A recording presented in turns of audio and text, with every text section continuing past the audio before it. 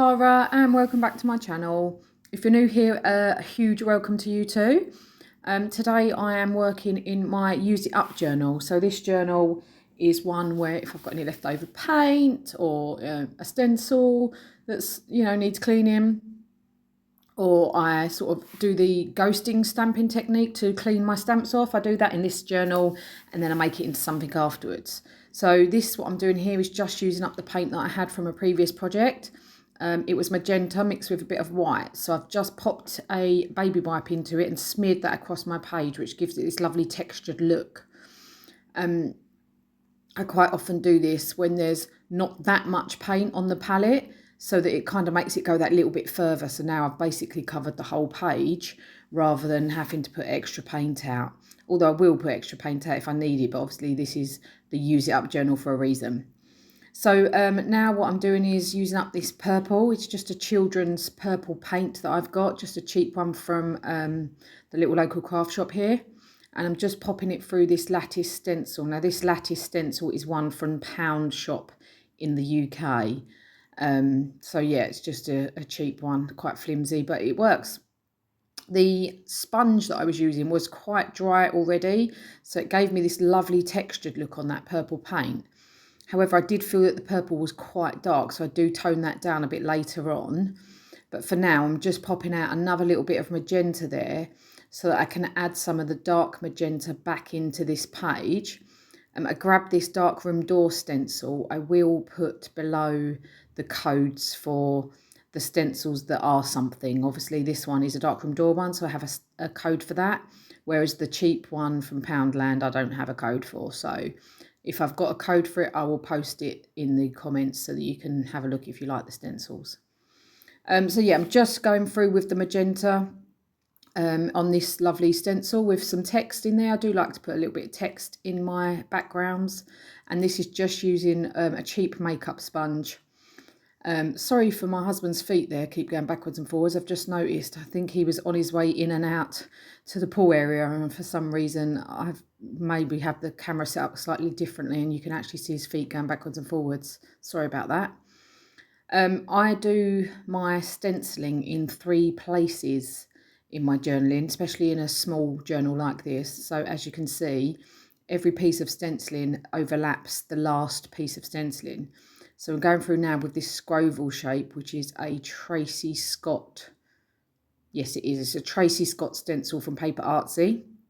And I'm just putting it strategically over most of that purple so that that knocks that purple back a little bit. And I'm just using some white paint there. So as you can see, the purple has kind of knocked back into the background a little bit, which is exactly what I wanted. Now I'm auditioning these 2 lovely ladies. This is from the Collage Soup book. I believe that one is from Fundamentals. I don't use that one in the end. I'm just auditioning it. I feel that those 2 lovely ladies deserve a much bigger page.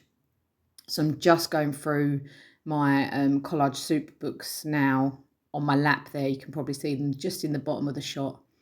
And I find this quirky little face, which is actually from Journal Girly, another Collage Soup book. And I just thought it actually quite fit nicely with the pink hat, and there's a little bit of purple in the middle of that hat on what I think is like a peacock feather. So I just felt that fit. However, the background of this image has got some sort of manila coloured text in it. So I figured maybe I'd get a bit of book page onto my page to help that tie in a little bit. So I grab a sheet out and I kind of leave it to the side to give myself a bit of time to decide. I don't end up using it. I actually end up leaving the image just on my page as is. And I'm very happy that I did. Although, if I'd have done it a different way, I might have been happy with that too. Anyway, a little hint, what I'm doing here is I am folding my image where the page join is.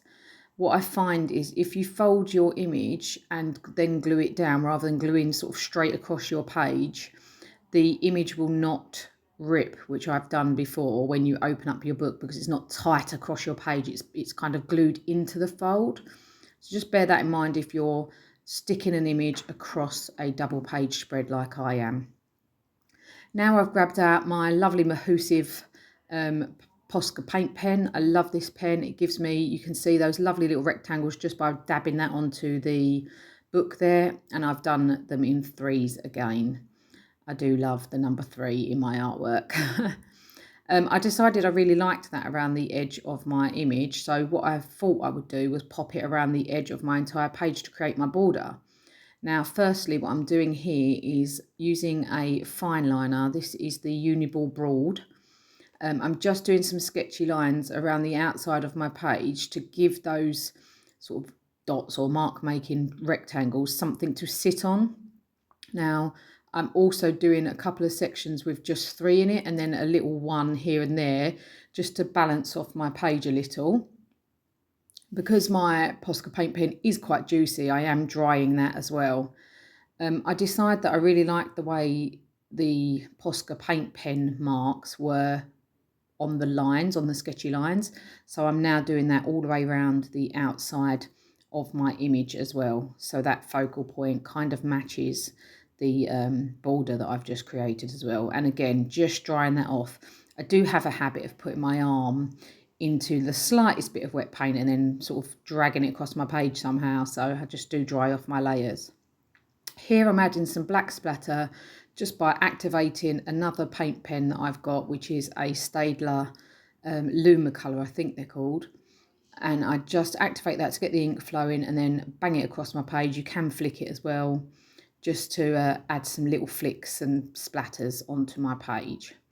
Here you can see I'm using a stamp to create some cross marks. Again, you could draw these marks on with a pen, but I have this cute little stamp from Paper Artsy, so I figured I'd use it. And I'm just sticking that to a like a credit card, a store card, because my acrylic block is quite a big one.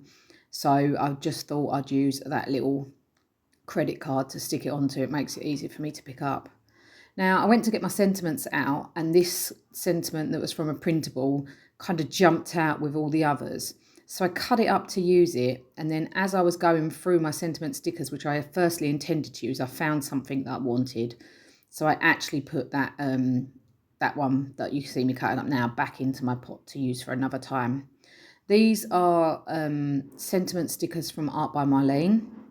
They come in a spiral. I don't think this is a spiral bound one actually. I think it's just all adhered at the top with glue, but I pull them apart into individual sheets so that they go in my travel kit. As most of you know, I travel a lot. We're based in Morocco, so I try and fit everything I can into my luggage, and so therefore taking off the tops of the pages and things like that give me a lot more space. Anyway, I've found these quotes that I wanted to use from this Art by Marlene set, and I've stuck them onto my page. And I'm now going to just outline those again with some sketchy lines using that black fine liner that I've used around the rest of the page. So thank you very much, you guys, for watching today.